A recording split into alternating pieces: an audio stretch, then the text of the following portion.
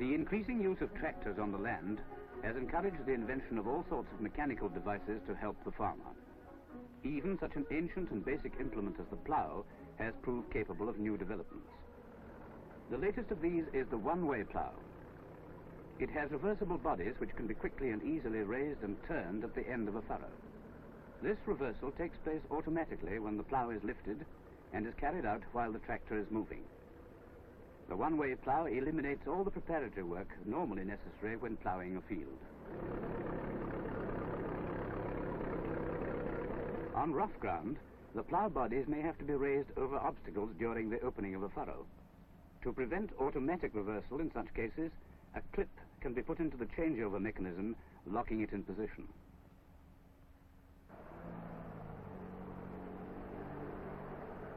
The new one-way plough makes an important contribution to simplifying one of the farmer's main tasks.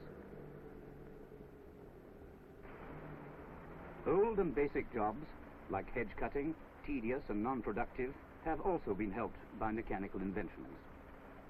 The hedge cutter works on the principle of a robust grass clipper and is power-driven by an engine mounted on the crossbeam. Its height above the ground is controlled by a hydraulic lever, and all adjustments can be made from the tractor seat. It can take months to trim the hedges on a large farm, so the mechanical cutter will reduce labor costs by at least 75%. On some hedges, the angle of the blade may have to be varied. This is simply done by taking out the two fixing bolts so that the cutter is free to be moved up or down, adjusting it to the required angle and tightening the bolts again. With the mechanical cutter, hedge trimming loses its more tedious aspects and becomes a matter of hours rather than days.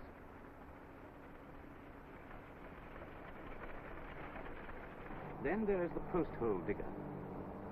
Mounted on a tractor, it is backed into place in the field, the hydraulic lever is set, and the drill goes into the ground. The digger is driven from the power takeoff of the tractor. The drill may have to be jumped up and down in the course of digging to clear away any excess of earth or stones.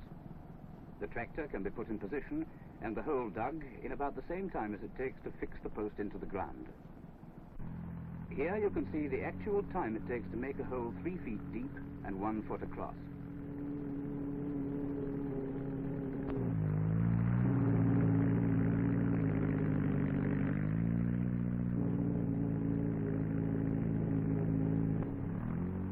With this machine, the whole operation of fencing a field is finished in less time than would have been taken to dig the holes alone with a spade, and it is a far less strenuous operation.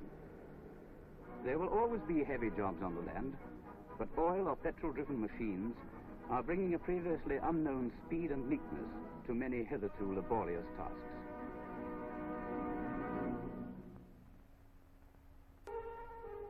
The Isle of Grain is a peninsula on the coast of Kent, lying between the estuary of the Thames and the estuary of the Medway.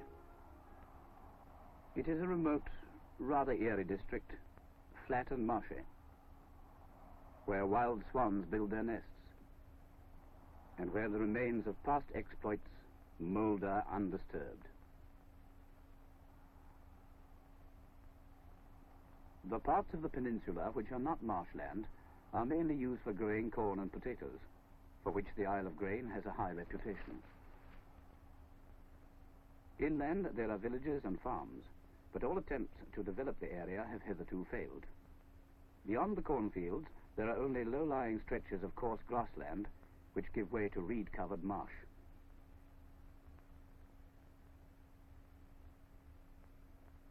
It is here that a new oil refinery is being built, and here the sand from the estuary is being laid down over the marsh to provide a firm foundation for building. The work is being carried out by a Dutch company, experienced in similar undertakings in their own country. A ferry service of barges is towed by tugs to a dredger anchored on the Nore in the middle of the Thames estuary.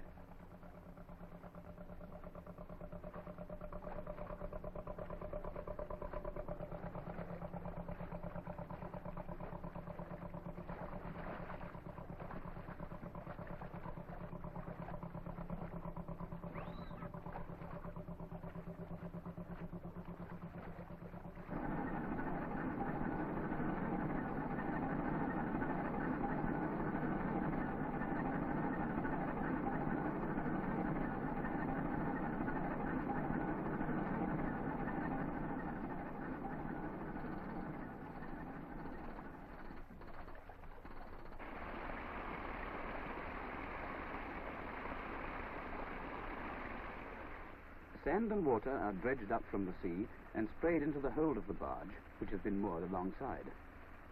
The sand sinks into the bottom, and as the hold fills up, the surplus water flows over the sides and back into the sea.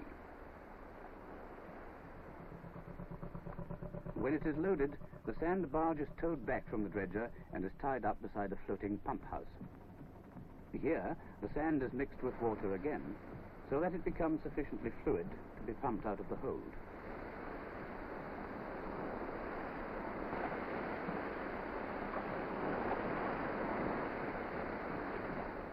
This liquid sand and water is sucked up and carried ashore through large pipes. The contents of the pipes are discharged in what appears to be a flood of water onto the area of land which is being raised in level.